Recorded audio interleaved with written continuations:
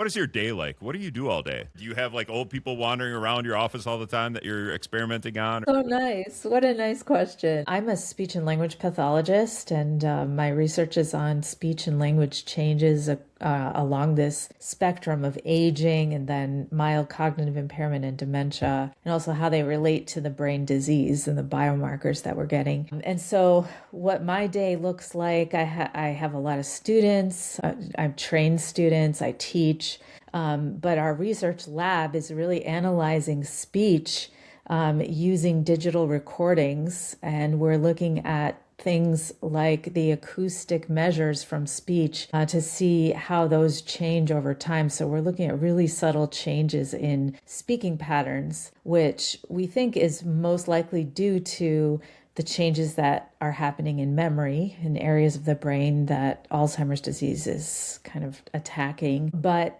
it's possible too that there are other reasons why speech would change, including things like inflammation or changes to the muscles. So we're really interested in just all aspects of speaking and communicating and how that changes over time. So our lab is a bunch of computers, a lot of headphones, a lot of software and analytics and things like that. Well, good thing we say that to the end because now I won't be thinking about how I'm speaking to you in a way that like you're, oh my gosh, she's analyzing what I'm saying and how I'm saying it, right? It's like the jump shooter who thinks about his jump shot and then they can't shoot anymore because they're thinking I need to put my elbow in or out.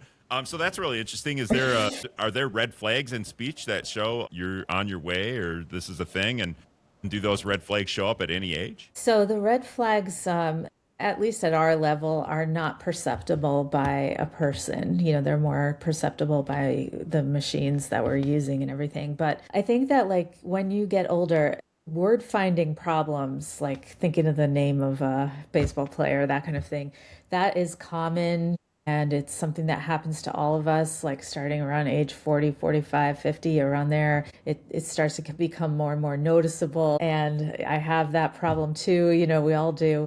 And that's part of typical aging. So if you're having that, it's not a red flag, not something to worry about.